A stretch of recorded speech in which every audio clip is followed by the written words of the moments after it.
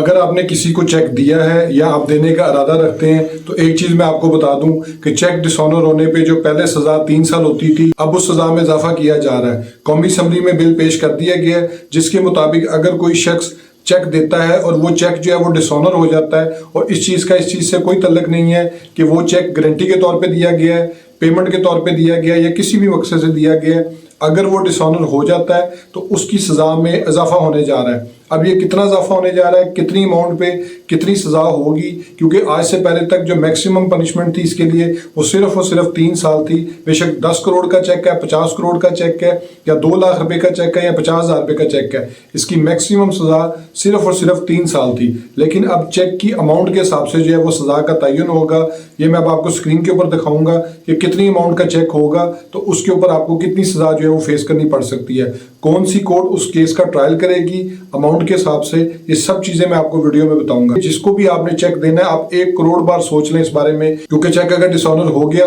तो आपको सजा फिर फेस करनी पड़ेगी। अपनी वीडियो शुरू करने से पहले मैं आपसे रिक्वेस्ट करूंगा मेरे फेसबुक पेज को लाइक करें, यूट्यूब चैनल को सब्सक्राइब करें ताकि लीगल टॉपिक्स पे इस तरह एडवाइस मैं आपसे शेयर करता रहूं। अब आ जाते हैं अपने टॉपिक की तरफ कि आप स्क्रीन के ऊपर देख सकते हैं ये वो बिल है जो कि कौमी असेंबली में पेश किया गया है और इस बिल को जो है वो जो नाम दिया गया है वो कहा गया है कि क्रिमिनल लॉ अमेंडमेंट, और इसके अंदर जो है 489F को जो है वो टारगेट किया गया है कि इसमें जो इम्प्रिजनमेंट से रिलेटेड, पनिशमेंट से रिलेटेड जो मामला आता है उसको चेंज किया जा रहा है। और उसमें उन्होंने टेक्स्ट सेम रखा है कि whosoever dishonestly issues a check toward repayment of loan or fulfillment of an obligation, यानी अगर किसी शख्स ने उधार वापस करना है या उसने जो है वो कोई जिम्मेदारी के अगेंस्ट जो है वो चेक दिया है और वो चेक जो है वो डिसऑनर हो जाता है प्रेजेंटेशन पे, तो उसकी जो पनिशमेंट है किस तरीके से होगी वो मैं आपको बता देता हूँ। तो इसमें आप देख सकते हैं कि उसमें उन्होंने कहा है कि अगर जो बिल है उसकी अमाउंट जो है वो 1 मिलियन रुपीज से कम है, उसकी जो सजा है वो 3 साल तक होगी और उसका जो फाइन है वो डबल ऑफ दी अमाउंट होगा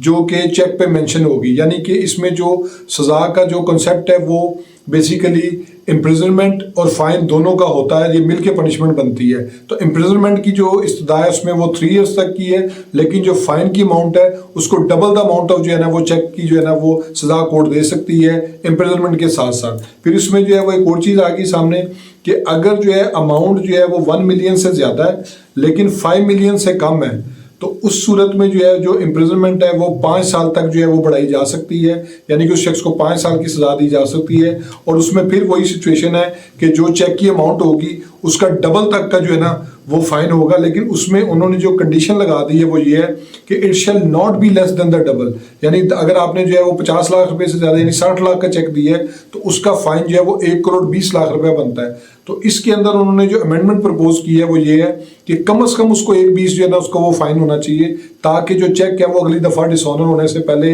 या किसी को गलत इशू करने से पहले वो शख्स सोचे। इसी तरह आप देख सकते हैं कि तीसरी कंडीशन में जो है अगर चेक की अमाउंट जो है 5 मिलियन से ज्यादा है लेकिन 10 मिलियन से कम है तो उसमें जो सजा है वो 7 ईयर्स तक एक्सटेंड की जा सकती है। और अगेन जो फाइन है वो डबल की जो है ना उसको इस्तदा की है कि डबल फाइन जो है उससे कम नहीं होगा। फिर इसी तरह जो है वो एक आखिरी जो उन्होंने ऑप्शन रखी है इसमें 10 मिलियन से अगर ज्यादा हो जाती है अमाउंट और जितनी मर्जी ज्यादा हो यानी 1 करोड़ रुपए से जितनी मर्जी मालियत का चेक जो है वो ऊपर चला जाएगा तो उसकी जो इम्प्रिजनमेंट है वो 10 साल तक जो है वो हो सकती है और उसका भी जो फाइन है not less than the double amount होगा विद, और इसमें जो है वो दोनों सजाएं जो है वो इकट्ठी दी जा सकती है। लेकिन इसमें एक चीज उन्होंने और कर दी है कि अनलेस ही कैन एस्टेब्लिश